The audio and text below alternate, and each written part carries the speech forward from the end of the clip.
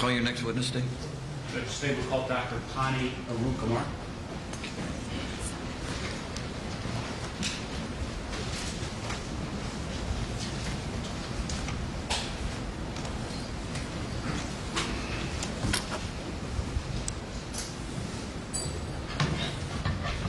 Doctor, come on and step up on this witness stand, please. You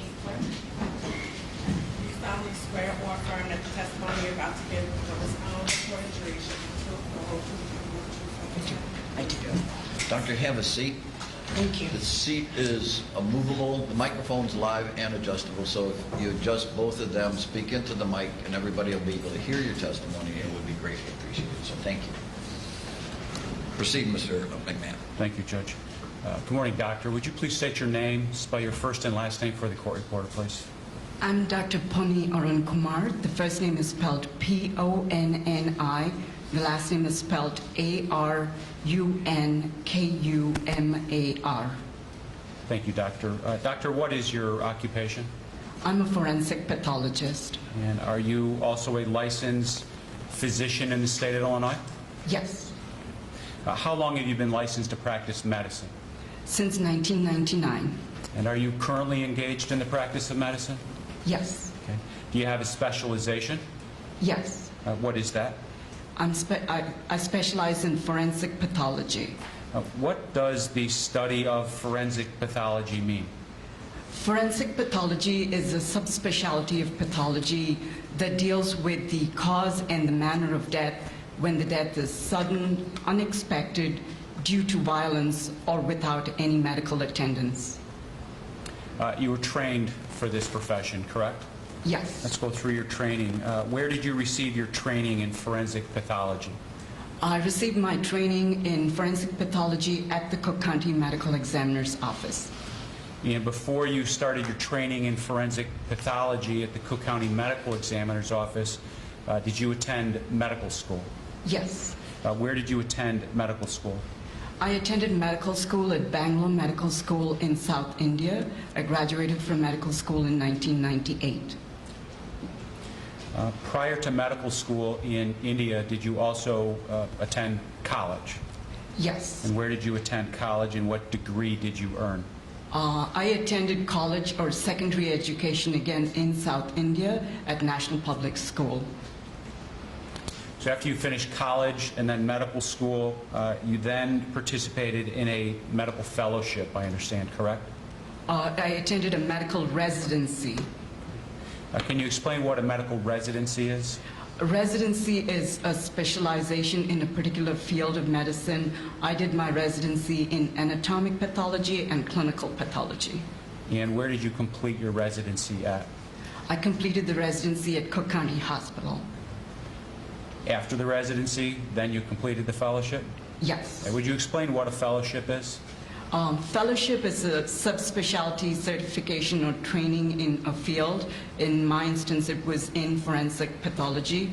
It was for a period of 1 year where you attend an accredited program, and then after the program, sit for an exam and pass it.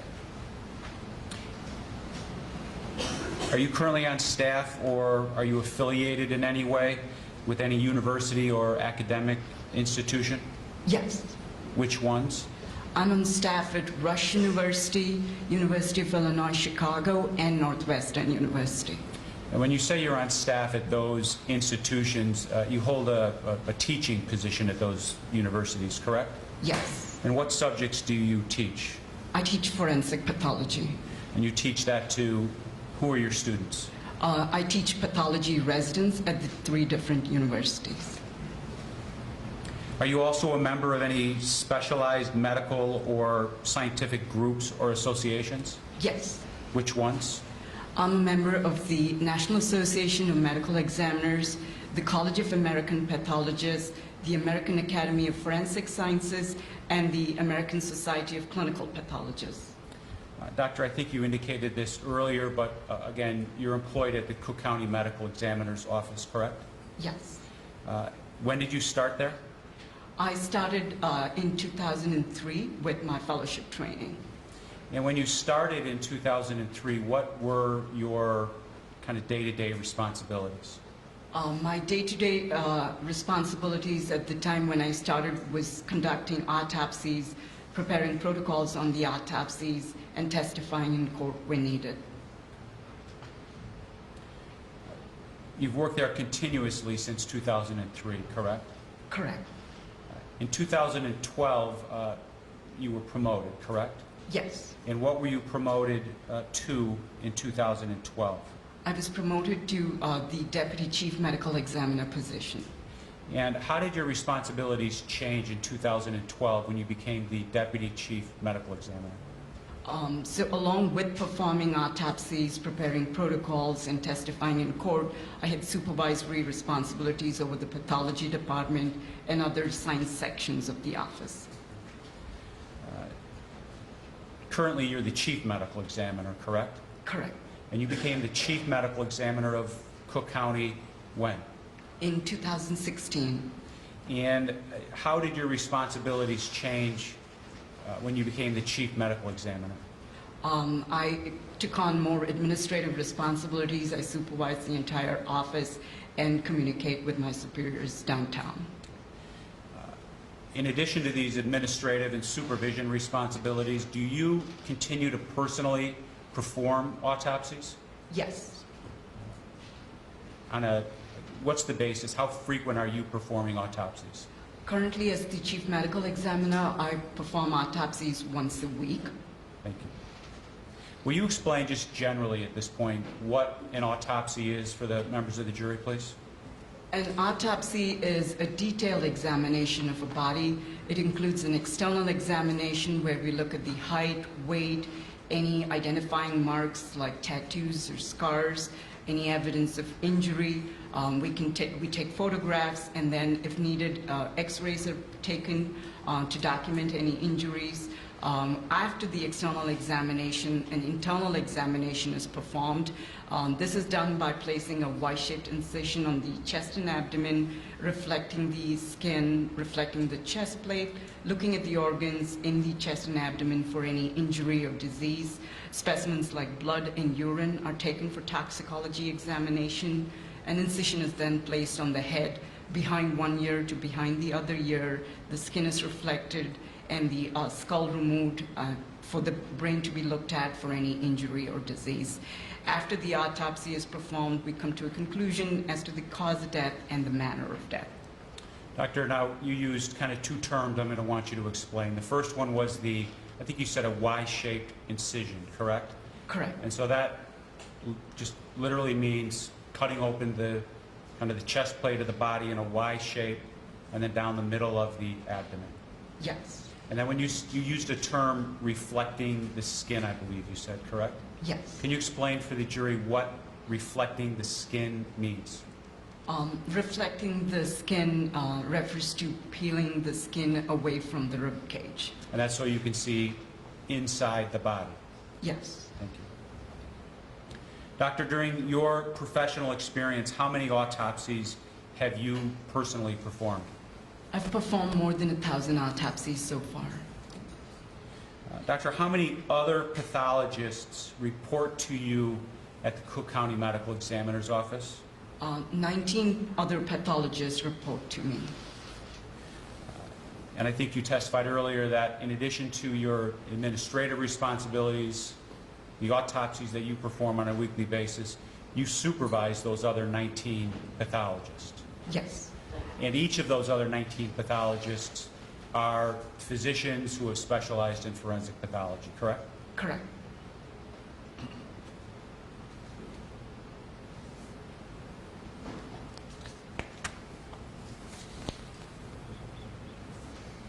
On occasion, do you assist the other pathologists in your office in the performance of autopsies that they are performing? Yes. Okay. How frequently do you do that? About 3 to 4 times a week. If they have a question about a case that they're performing an autopsy on, I'll go down and look at the case. How many cases on a yearly basis are referred to the Cook County Medical Examiner's Office for review? Around 6,300 cases are referred to our office that become medical examiner cases. The office receives a total of about 13,000 calls of death or death notifications. We review all these notifications and determine that around 6,300 of these come under our jurisdiction. And so when a case is referred to your office and it falls within your jurisdiction, what do you do with that case? Once a case is determined to fall under our jurisdiction, the investigator who takes the call prepares a report of the circumstances of death.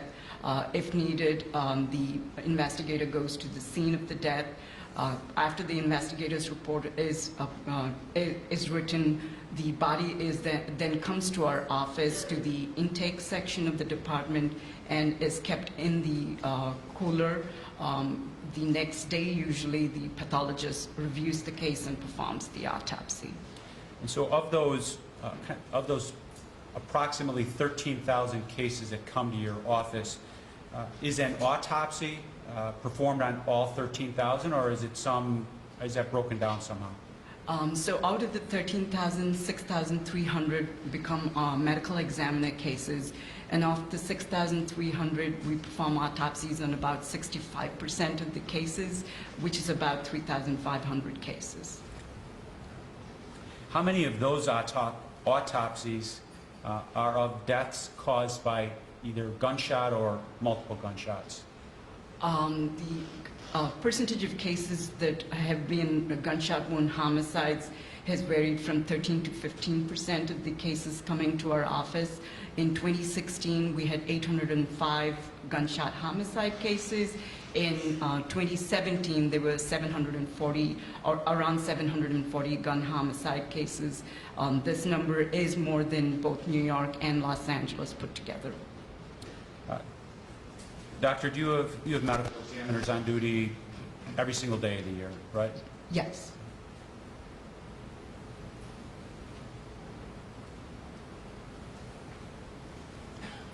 Doctor, you're board certified as well, correct? Yes. What is the American Board of Pathology? It is a board that oversees the certification process for the different specialties in pathology. Does a board certified applicant have to take a special examination that is given and then reviewed by the board before the applicant becomes certified as a specialist in the field of pathology, forensic pathology? Yes. And that board certification by the American Board of Pathology is above and beyond your license to practice medicine? Yes. And is that board certification conducted on a national basis? Yes. Doctor, are you the author of any research in the field of forensic pathology? Yes. What is or what was the nature of that research? I've published on multiple self-inflicted gunshot wounds to the head, child abuse deaths in Cook County, opiate deaths and asthma, undiagnosed cardiac deaths that lead to sudden death in our office. So these are, and a depressed fracture in a person with Paget's disease. So these are more the forensic pathology related topics that I've published on. And then have you also made presentations to your colleagues in professional groups in the field of forensic pathology? Yes. What was the nature of those presentations? The presentations included the opiate deaths and asthma.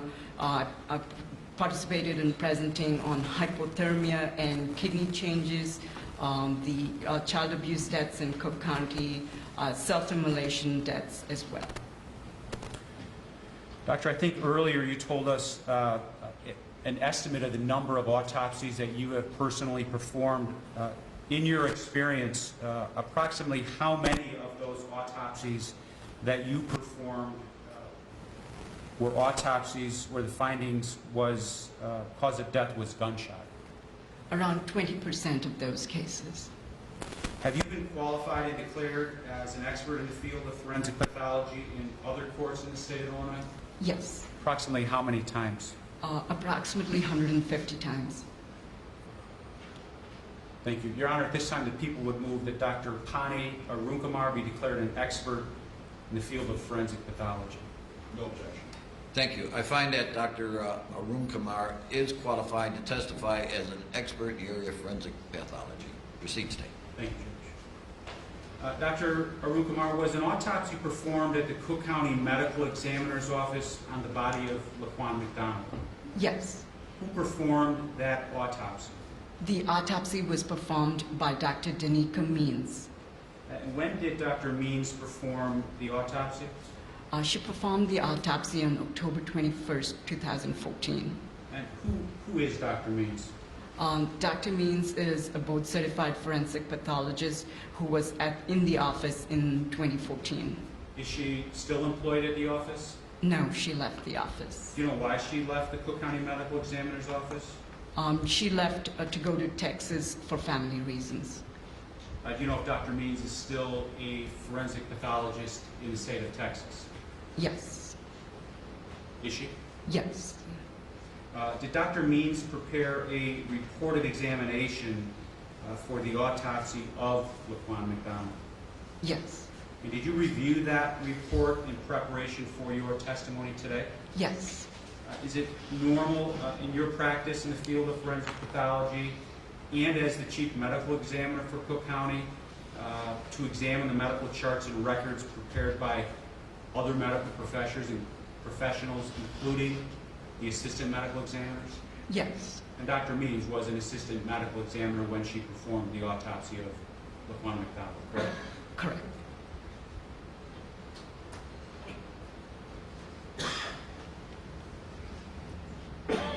Doctor, what else did you review from the autopsy records of Laquan McDonald in preparation for your testimony today? I reviewed the autopsy report, the investigator's report, the toxicology report, the photographs that were taken during the autopsy, the radiographs that were taken, and the scene photos or videos that were given to me as well. Did you also review reports of other forensic pathologists? Yes. So you reviewed Dr. Means' reports. Yes. Any other forensic pathologists? I reviewed reports that were authored by Dr. Mazukowski and Dr. Teese.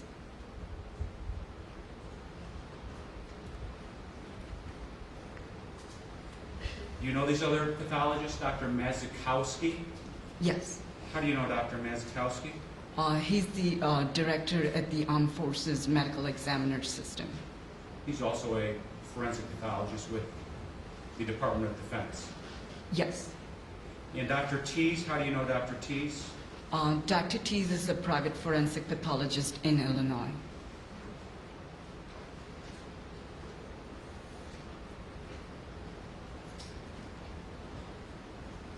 After reviewing the report of Dr. Means, Dr. Mazukowski, and Dr. Teese,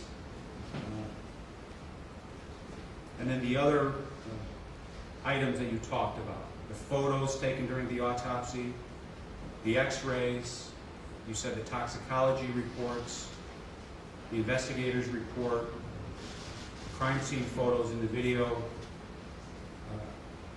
Are you able to determine the cause of death to Laquan McDonald? Yes. What was it? The cause of death is multiple gunshot wounds. How many gunshot wounds were medically documented on the body of Laquan McDonald? There were 16 gunshot wounds to the body of Laquan McDonald.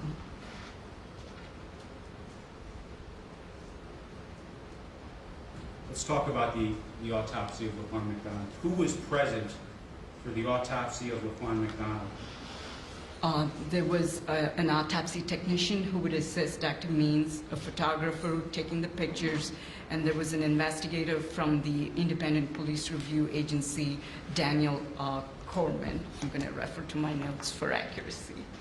Just so the record's clear, Your Honor, or Doctor, you have notes and reports that are in front of you, correct? Correct. And it would assist you to be able to refer to your notes and records from time to time during your testimony today? Yes. Judge, with your permission, may she review and refer to her notes from time to time during her testimony? Yeah, I'm assuming these are the notes that we've received and discovered. Yes. No objection. Thank you very much. Go ahead, doctor. Who was present for the autopsy of Laquan McDonald? The investigator from the City of Chicago Independent Police Review Authority was Daniel Cobell. Was there anyone else at the autopsy? There was an evidence technician who would take the evidence from the doctor as she performs the autopsy. So Dr. Means would perform the autopsy, collect evidence, and then hand it over to an evidence technician from the Chicago Police Department. Yes, And that individual, that person is a separate individual than the, I think you said gentleman from the Independent Police Review Authority, who was also there observing the autopsy, correct? correct. Thank you. How was the autopsy of Laquan McDonald conducted? The autopsy is conducted by the doctor after she reviews the investigator's report. Then she does an external examination. Photographs and radiographs are taken during this process. During the external examination, she notes the clothing on the body, clothing that accompanies the body, any scars or tattoos that identify the person, what the height and weight of the person is, and then what the evidences of injury are on the body.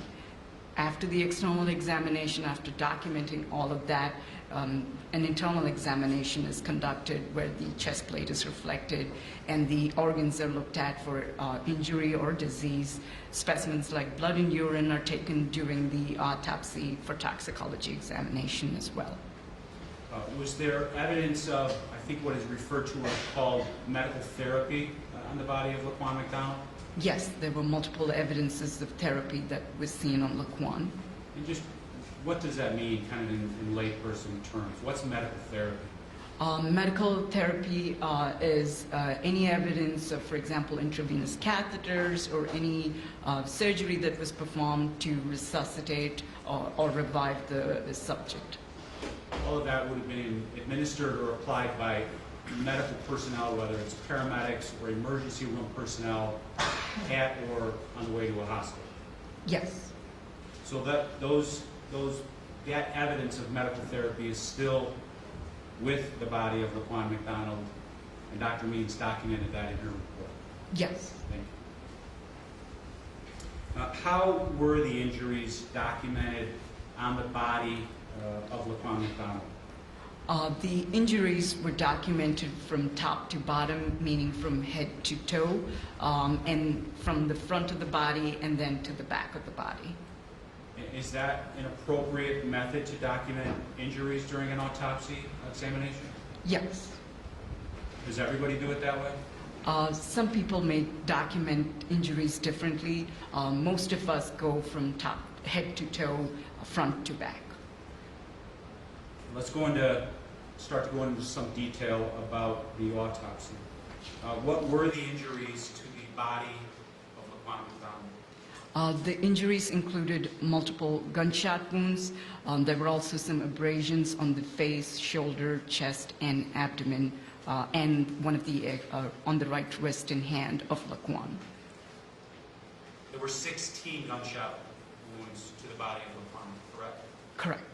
Now, before we start going through those, each of the gunshot wounds has been assigned a number, correct? Correct.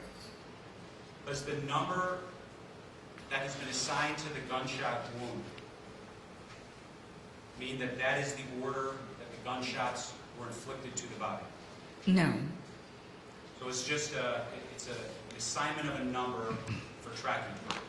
Yes, and they're usually assigned from head to toe, so the numbers are going from head to the bottom. Doctor, are you able to determine the order of the bullets that hit and struck Laquan McDonald? No. And why not?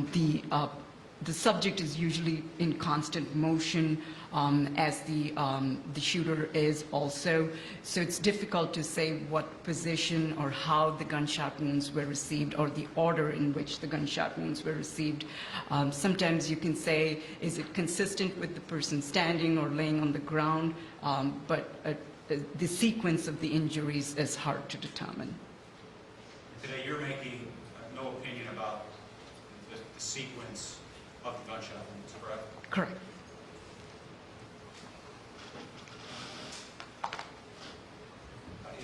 the inability to determine the order of gunshot wounds, is that unique to this case involving Laquan McDonald? No, in most instances, it's hard to determine the sequence of the gunshot wounds that are present on the body.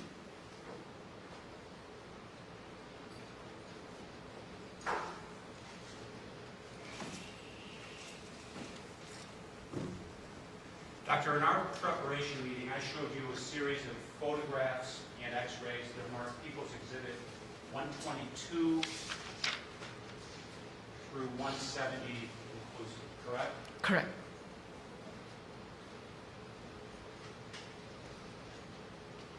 Just take a moment and verify that those are the same photographs that you and I reviewed in our preparation meeting.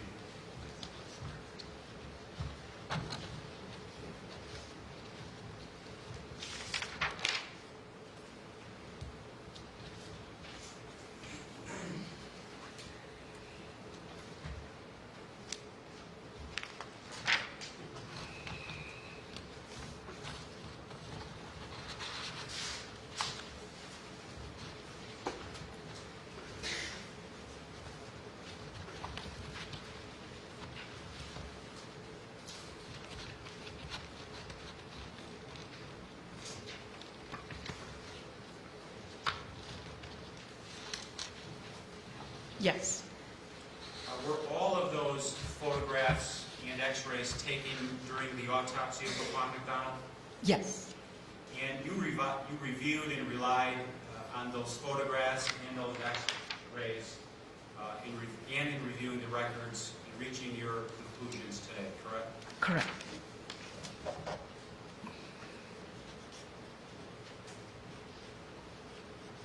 Your Honor, at this time I would offer People's Exhibits number 122 through 170 for identification and evidence. Any objection? No objection. All right, the identification marks will be stricken. They will be moved into evidence at this time. Judge, and then I would ask to be able to publish photos as we move through the various gunshot wounds. You do, certainly, that would be sustained. Doctor, let's talk about gunshot wound number 1, okay? Okay. Where is it located? The gunshot wound number 1 was on the head or the scalp on the left side.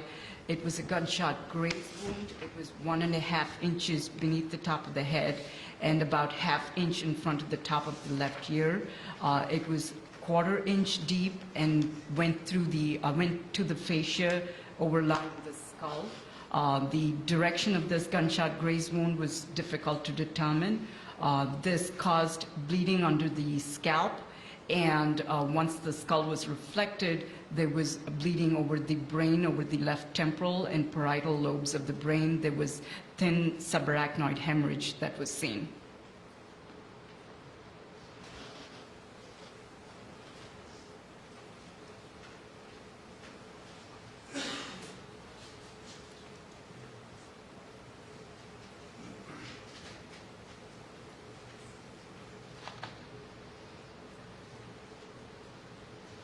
Is that the one, Your Honor?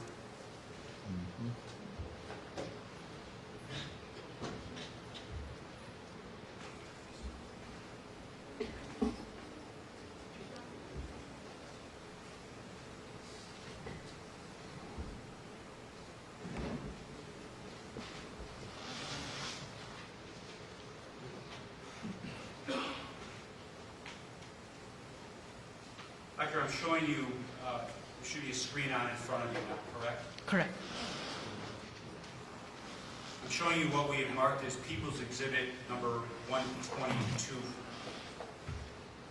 Is that a photograph of a gunshot wound number 1? Yes. And you indicated in your testimony a moment ago that the gunshot wound, you used a term fascia. Can you Yes. describe what fascia is? Fascia is the tissue that is beneath the scalp.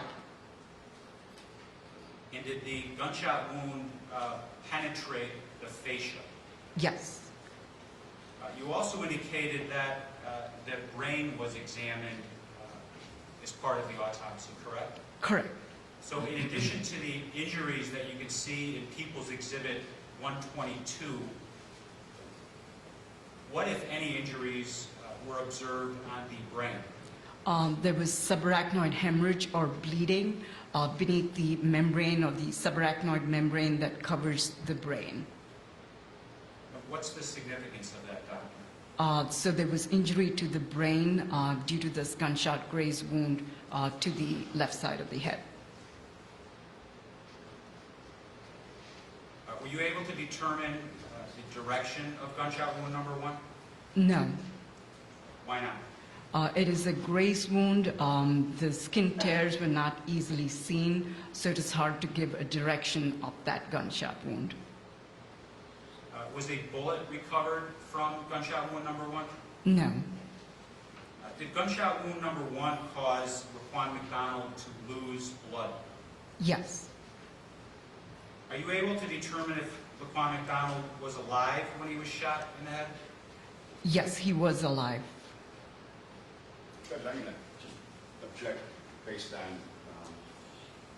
the evidence. Sounds like it's coming in that this is her personal opinion. She's basing this on observation 100% of Dr. Means in this case. I'll allow you wide latitude on cross-examination, but overrule it this time. Was Raquan McDonald alive when he was shot in the head? Yes. Is there evidence to determine if Raquan was standing when he was shot in the head? No. Why not? He could be standing or moving. There's nothing to say what position he was when he received the gunshot wound. Was the depth of gunshot wound number 1, People's Exhibit number 122, was the depth of the wound measured? Yes. What was the depth of the wound? The depth was 1/4 inch. That'd be 1/4 inch below the surface of the skin. Is that correct? That is correct. Let's talk about gunshot wound number 2. Where's gunshot wound number 2 located? The second evidence of injury was a gunshot wound to the base of the neck on the left side. This was about 11 inches beneath the top of the head and measured 3 by 16 inch. It did go through the skin. The tissue beneath the skin goes through the muscles on the left side of the neck. It went through the trachea and then into the muscles on the right side of the neck. Finally, a medium caliber copper jacketed bullet was recovered from the right supraspinatus muscle and handed over, photographed and given to the police department. Doctor, I'm going to show you what has been marked as People's Exhibit 123. You see that on the screen in front of you? Yes. What is shown in People's Exhibit 123? This is a photograph of the left chest, left side of the neck, and lower left face of the deceased. There, just above the gray tag, there is a gunshot wound of entrance, which is referred to as gunshot wound number 2. It has a rim of abrasion or scraping of skin around it, which makes it an entrance wound. You can see in 123, there's a couple wounds that are shown in that exhibit, correct? That is correct. We're talking about just one of them at this time right now. Yes. Could you just circle, and if you just touch the screen in front of you, just circle the one that we're talking about, please? Thank you. And that circle is placed just above that gray tag. That's used by the medical examiner's office. Yes. You talked about a rim, I think you called it a rim of abrasion. Yes. What's the significance of that rim of abrasion? A rim of abrasion occurs as the bullet enters the skin. It scrapes it, causing that rim of abrasion, which is a characteristic of entrance wounds. Exit wounds, as the bullet is coming out of the body, it does not scrape the skin usually, so the exit wounds are kind of torn and usually will not have a rim of abrasion around it. You indicated earlier that after the bullet entered Laquan's left side of his neck, that it traveled into his body, correct? Correct. What other structures of the body were injured from gunshot wound number 2? The bullet injured the muscles on the left side of the neck. It injured the trachea and the muscles on the right side of the neck, and eventually lodged in the right supraspinatus muscle, which is a muscle in the upper back area close to the scapula. Doctor, I'm going to show you what I've marked as People's Exhibit number 124. What's shown in 124? This is a chest radiograph of the deceased Laquan. In this radiograph, one can see some electrocardiogram leads, which are the circular marks, and on the right side, there is a bullet close to the overlying the collarbone. This was the bullet that corresponded to the bullet entering the left side of the neck. All right, so you referred to some electronic devices, right? Yes, Those are just tabs put on Laquan during his medical treatment, correct? correct. Could you just touch those two things, and I think the device will place a dot on those items.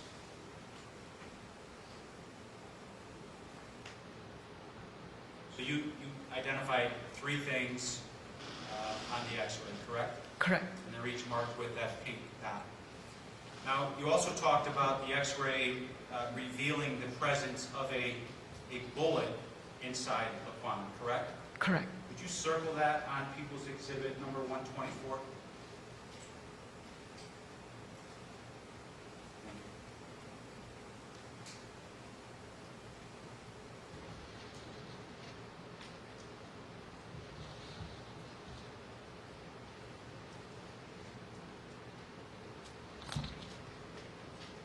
I'm going to show you what I marked as People's Exhibit 125. What is 125, Doctor? This is a photograph of the medium caliber copper jacketed bullet that was recovered from the right supraspinatus muscle that corresponded to the entrance wound on the left neck. So that bullet in 125 is the bullet that you circled on the x-ray in 124 up at this location, right? Yes.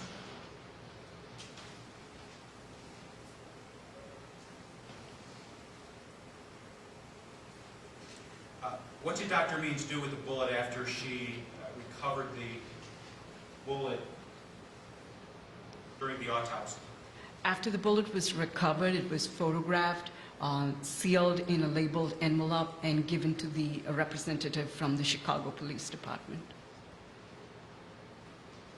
Were there other injuries associated with gunshot wound number 2? There was injuries to the trachea and the muscles, and hemorrhage and pulpifaction along the bullet wound track.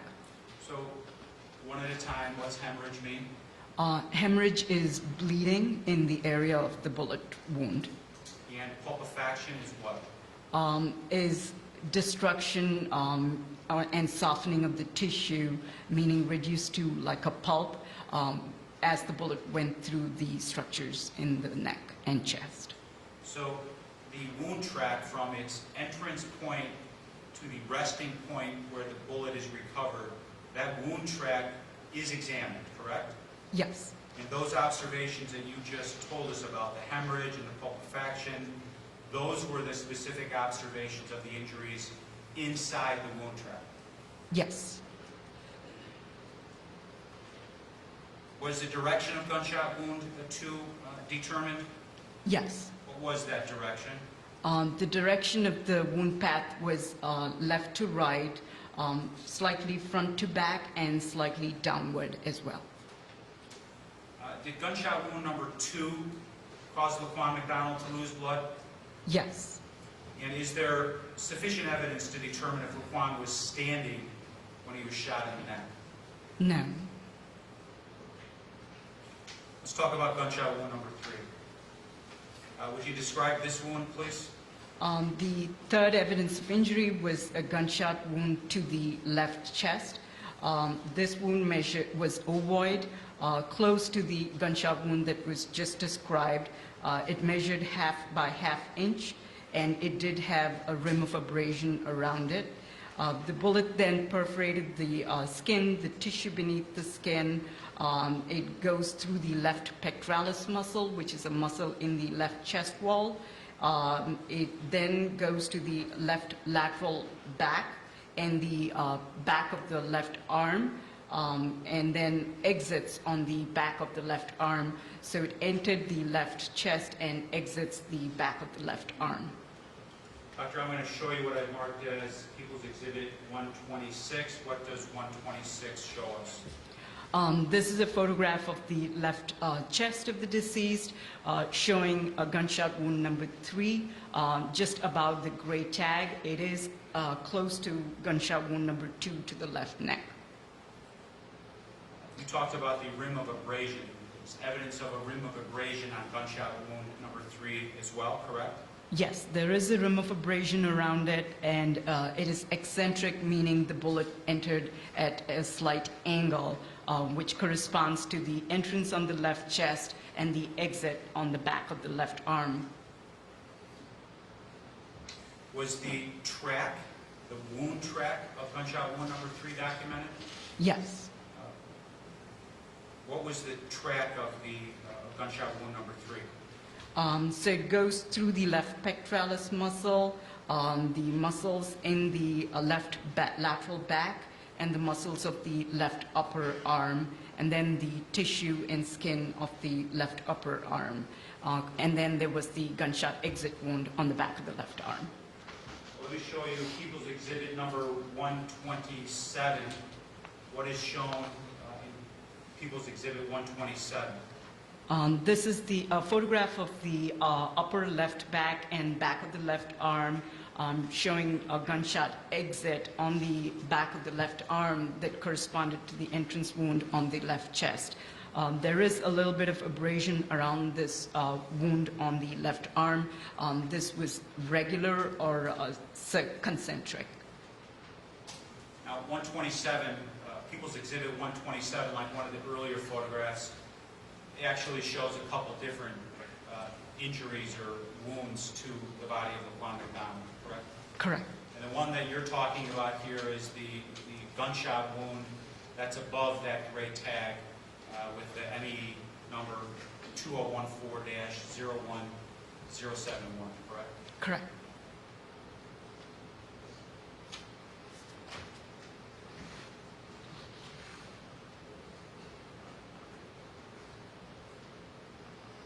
How does gunshot wound number 3 get from the chest to the left upper arm?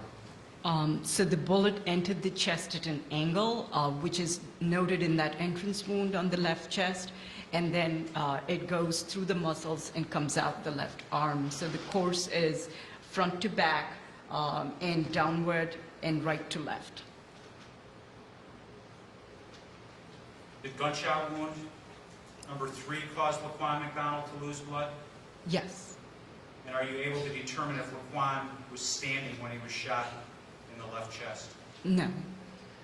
Why not? There is no evidence to say if he was standing or on the ground. There's no injuries around it to say in what position the person would have been. It is possible he was standing, but I cannot say for sure. Let's talk about gunshot wound number 4. Where was gunshot wound number 4, and would you describe that, please? The fourth gunshot wound was on the chest as well. This was on the right chest and measured 3 by 16 inch. It was about 10 inches beneath the top of the head. I'm going to show you what I've marked as People's Exhibit 128. Is that shown in People's Exhibit 128? This is a photograph of the chest of the deceased. It does have a lot of injuries on the chest. Gunshot wound number 4 is the wound just above the gray tag. This was a gunshot wound of entrance on the right chest. There's a significant incision across the chest of the body of Laquan McDonald displayed in 128, correct? Correct. What's the cause of that incision? The incision was placed by medical personnel. It was a thoracotomy incision that was placed to resuscitate or revive him. There's some other injuries that are shown on the right shoulder of Laquan and then on the right chest of Laquan. I'm going to come back to those later. Okay, so what I'd like to do is talk about the gunshot wound above the gray tag on the right side of Laquan's chest. What was the cause of that wound? The wound was caused by a bullet entering the right chest. And did this wound have a, I think what you call the circumferential dry red-brown marginal abrasion? Yes. What's the significance of that? This signifies that this wound is consistent with a gunshot entrance wound.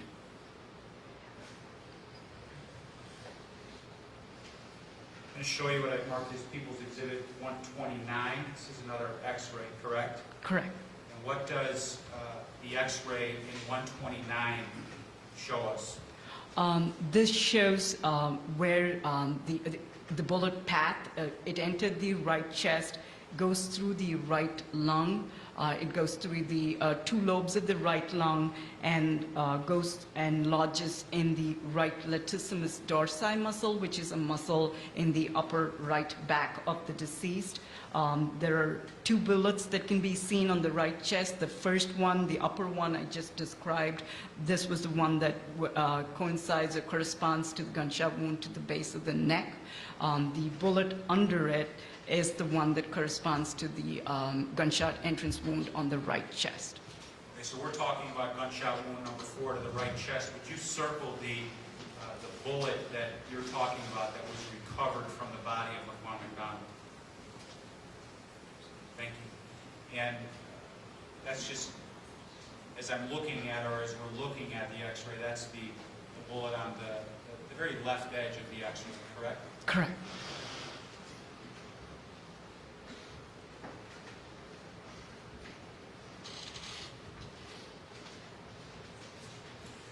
Did Dr. Means remove that bullet? Yes. What did she do with that bullet?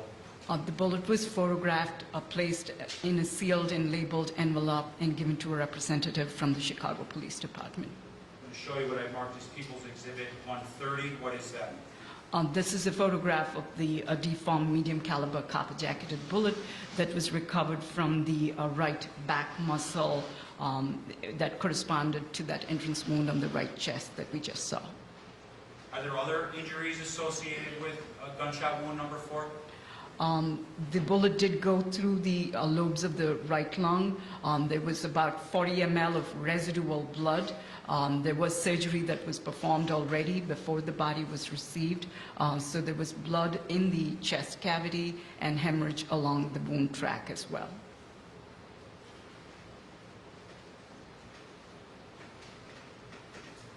What was the direction of gunshot wound number 4? The wound course or direction was front to back, left to right, and slightly downward. And did this gunshot wound cause Laquan to lose blood? Yes. Are you able to determine if Laquan McDonald was standing when he was shot in the right chest? No. I'm going to go back to the X-ray that we just looked at for a moment. Showing you again People's Exhibit 129. Were there fractures associated with this gunshot wound? Yes, there was a fracture as it entered the chest of the right fourth rib. It enters through the right fourth rib and the right fourth intercostal muscle, which is a muscle between two ribs. And then it goes out through the sixth intercostal space without fracturing a rib. You indicate with a dot on the X-ray which is the, I'm going to just call it the fourth rib and the sixth rib. So the 2 points that it entered and exited, if you would indicate that on the diagram. So it entered through the fourth rib anteriorly. It exits through the sixth intercostal space, so it did not fracture a rib as such. And are you able to observe with your eye a fracture to the fourth rib or a fracture to the ribs? No, because it shows the back, the x-rays show the back of the ribs, so anterior rib fractures are hard to see. They just don't show up on an X-ray. Correct.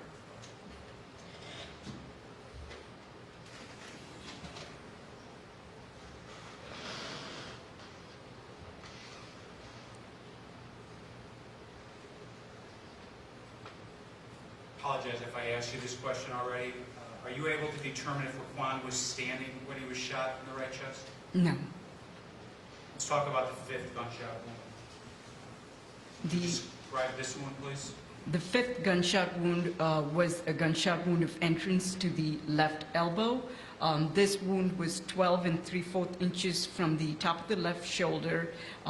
It measured 5 by 16 inch, and it did have a dark circumferential margin of abrasion around it that measured 1 by 16 inch. Doctor, I'm going to show you what I've marked as People's Exhibit 131. What does People's Exhibit 131 show? This is a photograph of the left elbow of the deceased. There are 2 wounds about that gray tag. These are 2 bullets that entered the left elbow. The upper wound is gunshot entrance wound number 5 that entered the elbow. It goes through the muscles in the area. It fractures the left humerus and then exits the body as well. How are you able to determine that there are actually 2 separate gunshot wounds shown in People's Exhibit 131? If one looks closely at the photograph, you can see there are 2 circular defects. There is a thin skin bridge or a sliver of skin that separates the 2 circular wounds. So the one that we're talking about here is, could you just circle the wound that you're talking about, please? So it's the upper one, which is gunshot wound number 5. And then you talked about a skin bridge. Would you point out where the skin bridge is on the screen? I'm going to just mark the skin bridge. So you put a line between the 2 gunshot wounds. Yes. And under the line is a kind of a ribbon of skin that physically distinguishes and separates between the 2 gunshot wounds. Yes. But we're going to talk about the top one here, okay? Yes.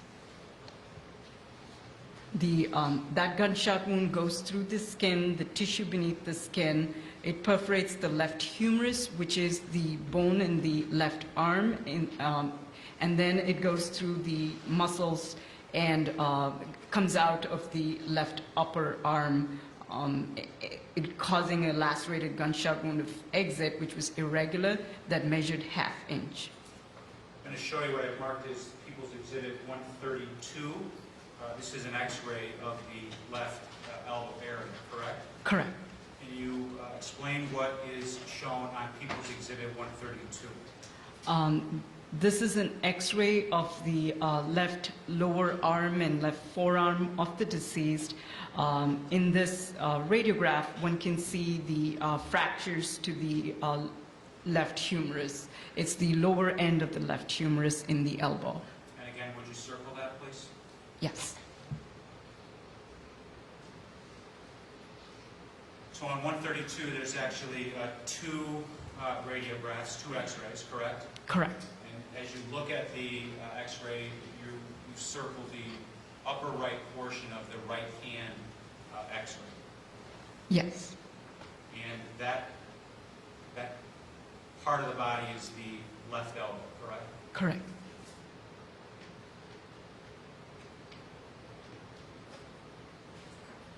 What else is noted about gunshot wound number 5? The gunshot wound number 5 goes through the muscles in the left elbow and left arm area, fractures the distal left humerus, and there's hemorrhage and pulpifaction of the wound tract through the elbow and arm. Is there an exit wound associated with gunshot wound number 5? Yes. I'm going to show you what I've marked as People's Exhibit 133. What does 133 show us? This is a photograph of the left arm, left elbow, and left forearm of the deceased. Just above the gray tag, there is an irregular wound, which is the gunshot wound of exit that corresponds to the entrance on the left elbow.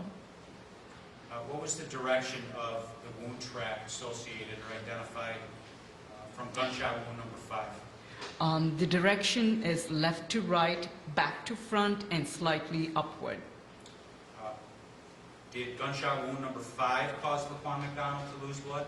Yes. And are you able to determine if Laquan was standing when he was shot in the left elbow? No. Now, you reviewed Dr. T's, you reviewed her autopsy report, correct? Correct. You reviewed that in preparation of for your testimony today. Yes. Did Dr. T's describe this wound as a superficial wound? Yes. Is gunshot wound number 5 a superficial wound? No. It goes through muscle, it goes through bone, so this would not be referred to as a superficial wound. Let's talk about gunshot wound number 6. Would you describe this wound, please? The sixth evidence of injury was a gunshot wound to the back of the right upper arm. There are 2 wounds, again, close to each other. The lower one is gunshot wound number 6. This goes through the skin, the tissue beneath the skin, goes through the muscles of the right upper arm. It perforates or fractures the right humerus, which is the bone in the right arm, and exits through the medial or inner surface of the right upper arm. There's an exit wound that measures 1/16 by 5/16 inch. So in front of you is People's Exhibit 134, correct? Correct. And does 134, is that a photograph of gunshot wound number 6 to the right upper arm? Yes. Now, you just testified that there's actually 2 gunshot wounds within that wound that is showing there, correct? Correct. Would you identify a skin bridge within that wound? Yes. And what's the significance of the skin bridge within the wound that's shown on 134? It shows that there are 2 bullets entering the back of the right arm. The gunshot wound number 6 is the lower wound in this wound complex. There is another wound that is described later in the report. So we'll come to the other wound, but gunshot wound number 6 is the bottom portion of the wound that we're looking at 134. Yes. And you can distinguish between the 2 wounds how? There is a skin bridge that separates the wounds, and there are separate wound tracks and separate exit wounds that match these 2 entrance wounds that are close to each other. And if you would, like you did earlier, would you just draw a line over the skin bridge that you see in 134? Yes. Now the skin bridge that you just marked in 134, the actual outside of the skin is gone, correct? Correct. So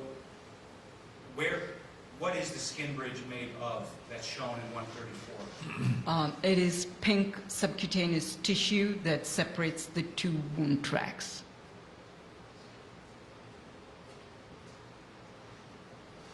And that pink subcutaneous tissue is where you drew that pink line across that round shaped wound, correct? Correct.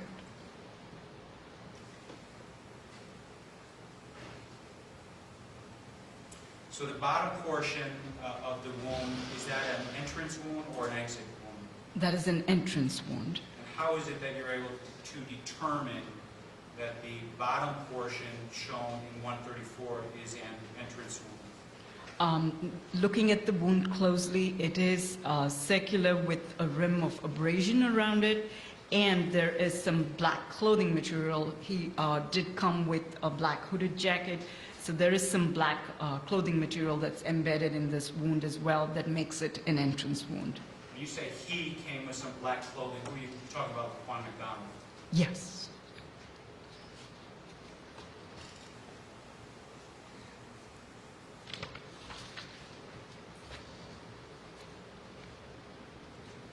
I'm going to show you what I marked as People's Exhibit 135. What is 135, Doctor? This is a photograph of that gunshot exit wound on the medial arm or inner surface of the arm of Laquan. It is irregular and is the exit wound that corresponds to the entrance wound that we just saw. What's the significance of that wound being irregular? It denotes that it's more likely an exit wound.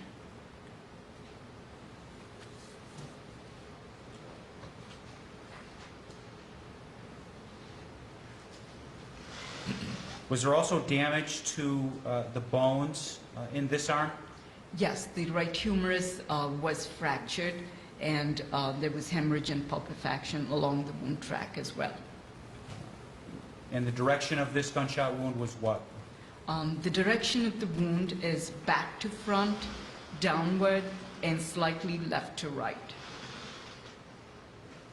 Did this gunshot wound cause Laquan to lose blood? Yes. And are you able to determine if Laquan was standing when he was shot in the right upper arm? No. And the reason for that is what? The subject, or Laquan, is in constant motion, so it's hard to say if he was standing or falling down or on the ground when he received this wound. Now, again, I want to ask you about Dr. T's report. Did Dr. T's also describe gunshot wound number 6 as superficial? Yes. And again, is wound number 6 the one that went into his arm, broke his bone, through the muscle, out the back side of the arm, or the medial side of the arm? Is that a superficial wound? No. Why not? A superficial wound would be a wound that goes just underneath the skin without going through the structures under, in this case, muscle and bone. Let's talk about gunshot wound number 7. Would you describe that one, please? The 7th evidence of injury was another gunshot wound to the left forearm. This was on the back of the left forearm. It was 19 inches beneath the top of the left shoulder and was ovoid and measured 1x4 by 3x16 inch. It also had a circumferential dark margin of abrasion around it. And the wound the bullet went through the skin, the tissue beneath the skin, perforates the left radius and the left ulna, which are bones in the left forearm, and exits the left forearm on the inner aspect of the left forearm. There was an exit wound that measured 5x16 by 1x4 inch. I'm going to show you what I marked as People's Exhibit 136.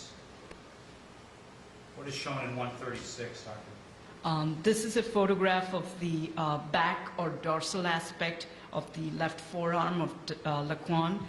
Just about or adjacent to the gray tag, there is a secular wound, which is the gunshot entrance wound to the left forearm.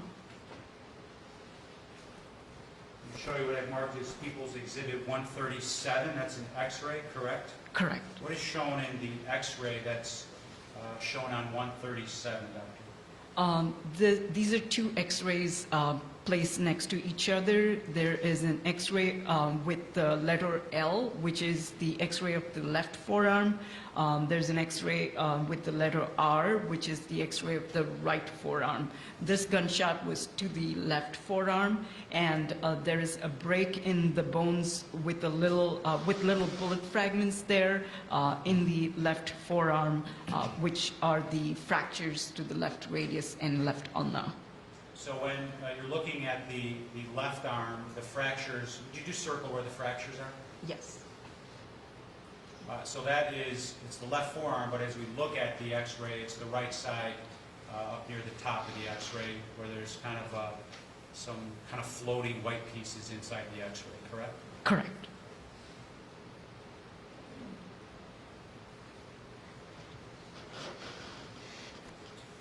Was there an exit wound associated with gunshot wound number 7?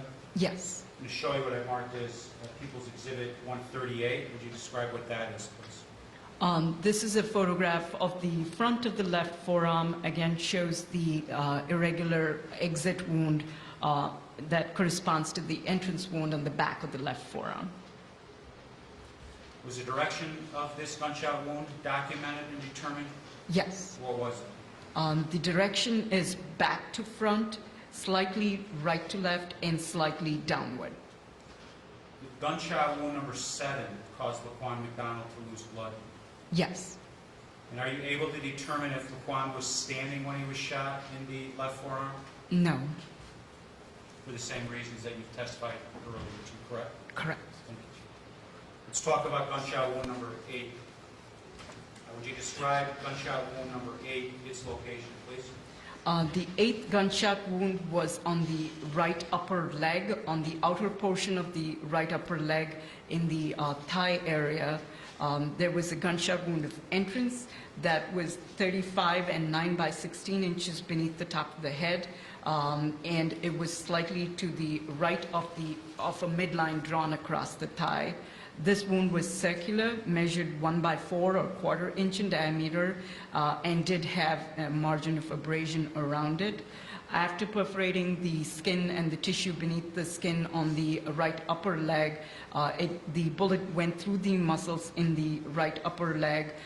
It went through the pelvic floor musculature, so it crosses from right to left through the pelvis and then enters the left upper leg. Finally, a deformed copper-jacketed bullet was recovered from the left upper leg.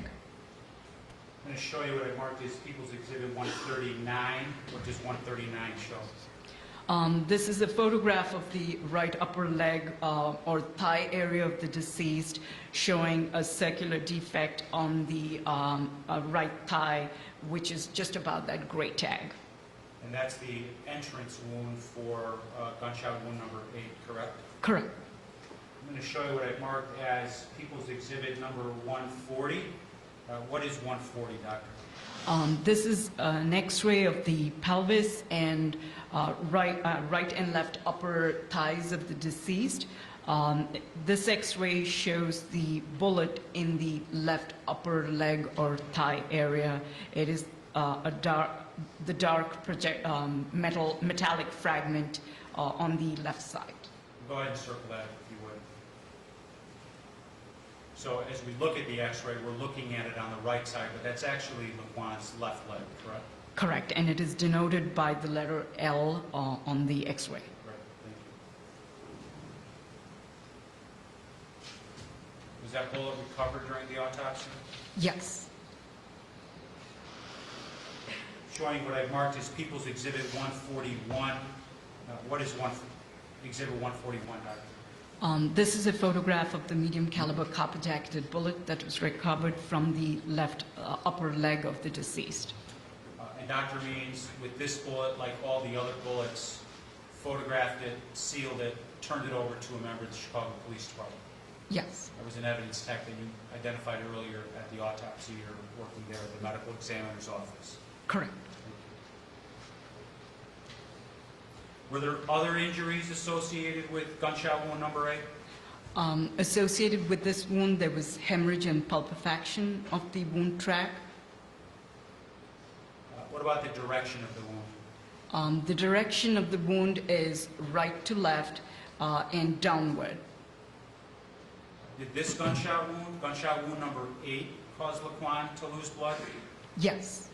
And are you able to determine if Laquan was standing when he was shot in the right upper leg?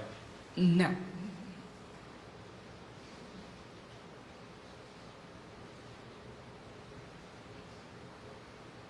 Let's talk about gunshot wound number 9. I'm sorry, can't hit the light. Mr. McMahon, at this time, we've heard testimony for several hours. We're going to take a 10-minute break. Doctor, you can talk to people, but not about your testimony. All right. Court's in recess for 10 minutes. All right, for the jury.